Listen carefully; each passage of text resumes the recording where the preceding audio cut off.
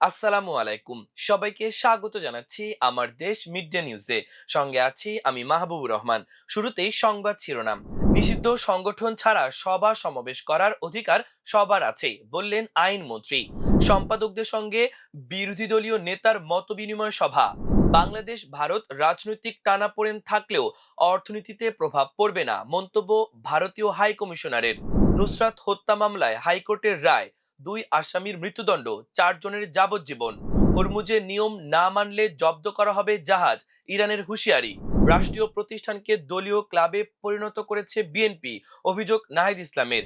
জুলাই হত্যাকাণ্ডে উস্কানি ও প্ররোচনা মামলা, শ্যামল দত্ত, মোজাম্মেল বাবু ও ফারজানাকে গ্রেপ্তার দেখিয়ে কারাগারে প্রেরণ। শুনছিলেন সংবাদ শিরোনাম, এবার জানিয়ে দিচ্ছি পুরো খবর। নিষিদ্ধ সংগঠন ছাড়া সভা সমাবেশ করা ও সরকারের সমালোচনা করার অধিকার সবার রয়েছে বলে মন্তব্য করেছেন আইনমন্ত্রী মোহাম্মদ আসাদুজ্জামান। তিনি বলেন, জনগণ যেন নির্ভয়ে কথা বলতে পারে সেই পরিবেশ নিশ্চিত করা সরকারের দায়িত্ব। সোমবার রাজধানীর সিরডাপ মিলনায়তনে নির্বাচন পরবর্তী বাংলাদেশ শীর্ষক সেমিনারে তিনি এসব কথা বলেন। আইনমন্ত্রী বলেন, গত 6 মাসে একটি গুমের ঘটনা ঘটেছে, আরো 3টি ঘটনার তদন্ত চলছে। গুমের বিষয়ে সরকার জিরো টলারেন্স নীতিতে রয়েছে। তিনি বলেন, মিথ্যা মামলা হচ্ছে না এ কথা বলা যাবে না, তবে সরকার এই বিষয়ে সতর্ক রয়েছে। মানবাধিকার ও গুম প্রতিরোধ আইন প্রসঙ্গে আইনমন্ত্রী বলেন, আইনি কিছু জটিলতা থাকায় যাচাই বাছাই করে প্রয়োজনীয় সংশোধনের পর তা সংসদে আনার উদ্যোগ নেওয়া হয়েছে। সংবিধান সংস্কার প্রসঙ্গে তিনি বলেন, 1972 সালের সংবিধান যতদিন থাকবে ততদিন প্রয়োজনীয় সংস্কার করতে হবে, তবে সংশ্লিষ্ট কমিটির প্রস্তাব ও নামগুলো এখনো পাওয়া যায়নি। আইনমন্ত্রী বলেন, আমরা সামনে এগিয়ে যেতে চাই, পেছনে যেতে চাই না। আমাদের ভুল হতে পারে, তবে আমরা চেষ্টা করে যাচ্ছি। আমরা জুলাই সনদের পথ ধরেই এগোতে চাই। বিভিন্ন জাতীয় দৈনিক পত্রিকার সম্পাদকদের সঙ্গে মতবিনিময় করেছেন বিরোধী দলীয় নেতা ও জামায়াত ইসলামীর আমির ডাক্তার শফিকুর রহমান। সোমবার দুপুর 12:15টায় রাজধানীর মিন্টো রোডে বিরোধী দলীয় নেতার সরকারি বাসভবনের এই মতবিনিময় শুরু হয়। এতে জায়দিন সম্পাদক ও ন্যাশনাল এডিটর্স কাউন্সিল এনইসির আহ্বায়ক শফিক রেহমান, আমাদের সম্পাদক ও এনইসির যুগ্ম আহ্বায়ক মাহমুদুর রহমান, ডেইলি স্টারের মাহফুজ আনাম, প্রথম আলোর ব্যবস্থাপনা সম্পাদক সাজ্জাদ শরীফ, ইনকিলাব সম্পাদক এএমএম বাহাউদ্দিন, নয়া দিগন্তের সালাউদ্দিন মোহাম্মদ বাবর, বণিক বার্তার দেওয়ান হানিফ মাহমুদ, ওয়াদার শফিকুল আলম, খবরের কাগজের মোস্তফা কামাল, আজকের পত্রিকার কামরুল হাসান, সময়ের আলোর সৈয়দ শাহনেওয়াজ করিম, বাণিজ্য প্রতিদিনের গিয়াসউদ্দিন, ঢাকা মেইলের Harun Jamil, Mostafa Kamal Majumdar, daily evening news, Pratidin Bangladesh, দৈনিক এদিন, ভোরের ডাক সহ বিভিন্ন পত্রিকার সম্পাদকরা অংশ নিয়েছেন। এছাড়া জাতীয় সংসদের বিরোধী দলীয় উপনেতা ডাক্তার সৈয়দ আব্দুল্লাহ মোহাম্মদ তাহের, জামায়াত ইসলামীর সেক্রেটারি জেনারেল মিয়া গোলাম পরোয়ার ও এমপি শফিকুল ইসলাম মাসুদ বৈঠকে উপস্থিত ছিলেন।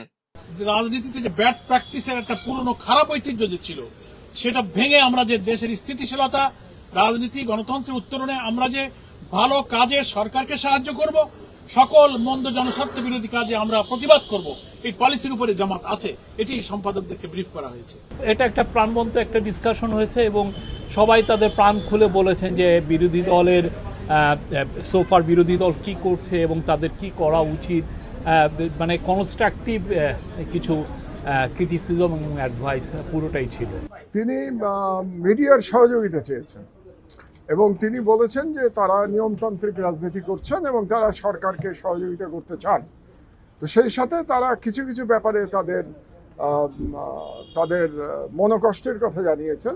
যেমন তারা বলেছেন যে তারা জ্বালানি নিয়ে তারা একটা বিশেষ অধিবেশন করতে চেয়েছিলেন, সরকার থেকে এখন পর্যন্ত সেটার সাড়া পান নাই।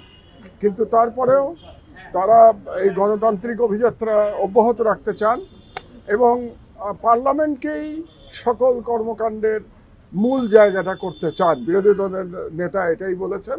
ঢাকায় নিযুক্ত ভারতের হাই কমিশনার দীনেশ ত্রিবেদী বলেছেন, বাংলাদেশ ভারতের রাজনৈতিক টানাপোড়েন থাকবেই, কিন্তু এর প্রভাব অর্থনীতির উপর পড়বে না। আগামীতে দুই দেশের সম্পর্ক আরো ভালো হবে। সোমবার বেলা 11টার দিকে বাণিজ্য মন্ত্রী খন্দকার আব্দুল মুক্তাদিরের সঙ্গে বৈঠক শেষে সাংবাদিকদের তিনি এসব কথা বলেন। তিনি বলেন, রাজনীতি তার নিজের পথে চলবে, কিন্তু বাংলাদেশ ভারত সম্পর্ক এগিয়ে নিতে হবে। দীনেশ ত্রিবেদী বলেন, বাংলাদেশ ও ভারতের সাধারণ মানুষ অনেক মেধাবী। দুই দেশের তরুণ প্রজন্মের অনেক আকাঙ্ক্ষা রয়েছে। তাদের আকাঙ্ক্ষা পূরণে যা করণীয় তা করা সবার দায়িত্ব। হাই কমিশনার বলেন, বাংলাদেশ ও ভারত দুটি স্বাধীন ও সার্বভৌম দেশ। কেউ বড় বা ছোট নয়, সবাই সমান। এই সমতার ভিত্তিতেই দুই দেশকে কাজ করে যেতে হবে। ফেনীর সোনাগাজীর বহুল আলোচিত মাদ্রাসা ছাত্রী নুসরাত হত্যা মামলায় 2 আসামির মৃত্যুদণ্ড বহাল রেখেছেন হাইকোর্ট। একই সঙ্গে 4 আসামিকে যাবজ্জীবন কারাদণ্ড এবং 10 আসামিকে খালাস দিয়েছেন আদালত। সোমবার বিচারপতি বিষ্ণুদেব চক্রবর্তী ও বিচারপতি কে এম রাশিদুজ্জামান রাজার হাইকোর্ট বেঞ্চ আসামিদের ডেথ রেফারেন্স আপিল ও জেল আপিলের বিপরীতে এ রায় ঘোষণা করেন। আদালতে আসামিদের পক্ষে advocate S M Shahjahan, barrister Masud Hossain Dolon, advocate Mohammad Shishir Monir উপস্থিত ছিলেন। রাষ্ট্রপক্ষে শুনানি করেন attorney general barrister Ruhul Kuddus Kajal, deputy attorney general Syed Ijaz Kabir. গত 20 আগস্ট ফেনীর সোনাগাজীর আলোচিত মাদ্রাসা ছাত্রী নুসরাত হত্যা মামলায় আসামিদের ডেথ রেফারেন্স আপিল ও জেল আপিলের ওপর শুনানি শেষ হয়।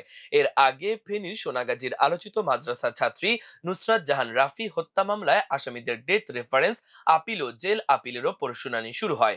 রাষ্ট্রপক্ষ পেপার বুক অর্থাৎ মামলার বৃত্তান্ত থেকে উপস্থাপনের মধ্য দিয়ে এই শুনানি শুরু করে। এর আগে নারী ও শিশু নির্যাতন দমন আইন সংক্রান্ত ডেথ রেফারেন্স আপিল ও বিবিধ বিষয়াদি হাইকোর্টে অগ্রাধিকার ভিত্তিতে শুনতে গত 10 জুন হাইকোর্টের সুনির্দিষ্ট ওই বেঞ্চ গঠন করে দেন প্রধান বিচারপতি। গঠিত দ্বৈত বেঞ্চটি গত 14 জুন থেকে কার্যক্রম শুরু করে। হরমুজ প্রণালীতে জাহাজ চলাচলের ক্ষেত্রে আরো কঠোর অবস্থান নিয়েছে ইরান। দেশটির হুঁশিয়ারি দিয়ে বলেছে, হরমুজে চলাচলের ক্ষেত্রে ইরানের নির্ধারিত নিয়ম না মানার জাহাজ পরবর্তীবার প্রণালীটি দিয়ে যাওয়ার সময় জরিমানা, আটক বা জব্দের মুখে পড়তে পারে। এমনকি নিয়ম লঙ্ঘনকারী জাহাজগুলোকে সহযোগিতা করা জাহাজগুলোকেও শাস্তির তালিকায় যুক্ত করার কথা বলা হয়েছে। বার্তা সংস্থা আনাদুলো বলছে, রোববার সামাজিক যোগাযোগ মাধ্যম এক্সে দেওয়া এক বিবৃতিতে এই হুঁশিয়ারি দিয়েছে ইরানের পারস্য উপসাগর ও হরমুজ প্রণালী কর্তৃপক্ষ।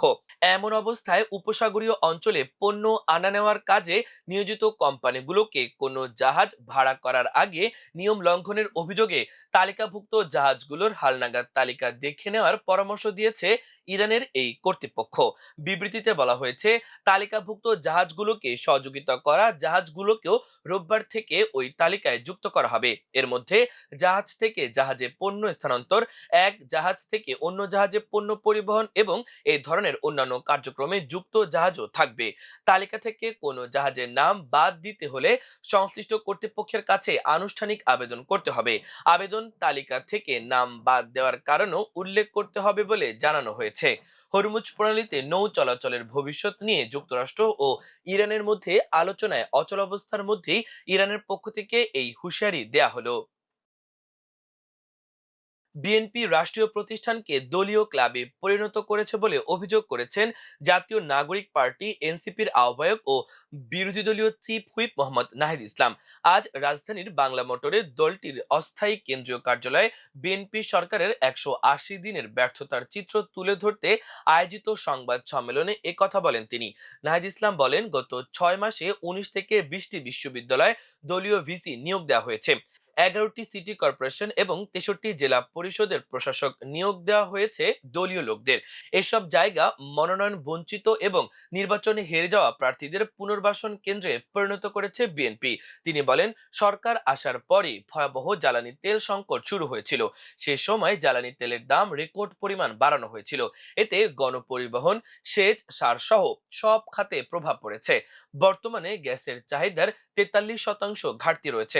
ঢাকা শহরে চুলা জ্বলছে না, শিল্প কারখানার উৎপাদন কমেছে। তিনি আরো বলেন, গ্যাস সংকটের কারণে ক্রয়াদেশ চলে যাচ্ছে। সরকার অঙ্গীকার করেছিল ক্ষমতা গ্রহণের 2 বছরে বিদ্যুতের দাম বাড়াবে না, কিন্তু 2 মাসেই দাম বাড়ালো। এছাড়া লোডশেডিং, ভুতুরে বিল আসছে, ক্যাপাসিটি চার্জের বোঝা রয়েছে।